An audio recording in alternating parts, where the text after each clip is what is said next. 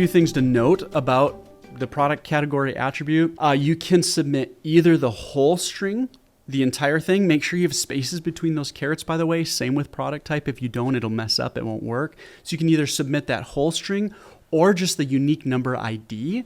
You can't submit both. You can only submit one category per product. That is different from product type, all right? You can actually have a couple of different product type values. Spoiler, Google will use only the first full string of product type for your Google Ads campaign categorization. Again, I'm getting way ahead of myself. We're digging into the product type attribute today too. Maybe we should do that one next.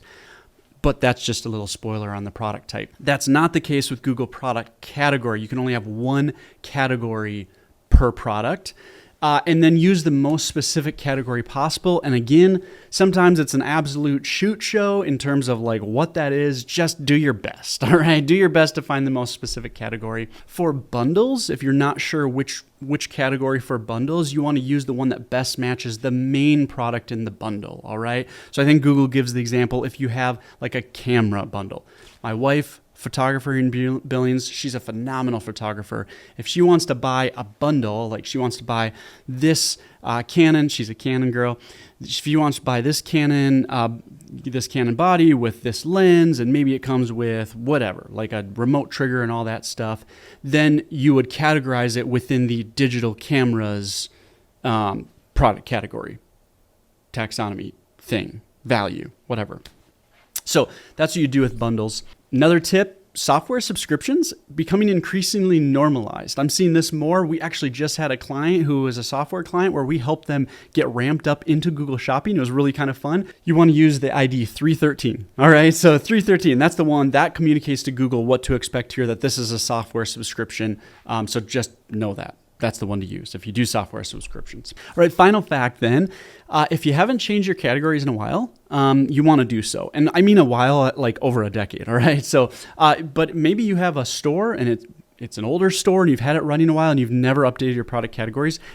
August 2011 is actually things changed. And so if you haven't really done anything since before 2011, you do want to make sure to go in and just ensure that your categories, that your manual categories that are overriding the automatic ones, you want to make sure that those are set correctly to the new taxonomy system from Google. All right, let's close here. So this is kind of interesting to me. It might be a little controversial. I think it's just one of those things, like I'm going to toss it out there and let's think about this together. There's an interesting article I ran into years ago that I've always thought is interesting. And as far as I know, it's never actually impacted the way Google taxonomy is. And I wanted to bring it up again. And the article is, okay, Google, why are your product categories codes sexist? Something that she's arguing is that like the women's side of things like apparel and that is just really not built out really at all. But then like on like, you might have athletic size or athletic categories where something like football, where there's just like an exhaustive list of very specific football things. It's not just like football accessories or football gear. It's like, oh, hey, we need to make sure we get every single one in. But also like, yeah, we're not even going to have a category for a really huge specific women's apparel leggings, right? Doesn't really fit well in a lot of different categories. And yet there's not one for it yet. She wrote that in 2019. I looked again.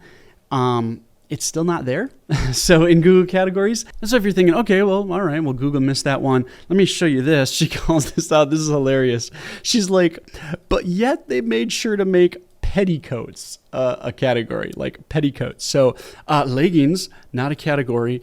Petticoats and garters are. Like, who's making this? So at the very least, she makes a really valid argument, in my opinion, for like, let's at least look into this and determine like, how are Google product categories created? Where are they created? Why are they created? Do they need to be updated for like the 21st century? And is there a way that they need to be kind of continually updated, especially if they're automatically assigned? Do we just need a better job here with Google product categories? So I'll point you to that. I just thought it was interesting. It's a great article.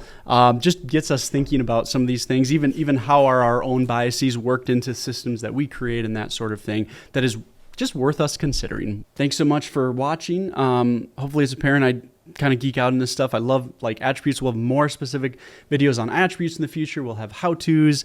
We'll have walkthroughs of, why is this in Google Merch Center and how should we make this work with Google Ads, and just to do Google Shopping better, as we become Merchant Center Merchant Center masters, as we master Merchant Center, as we experience the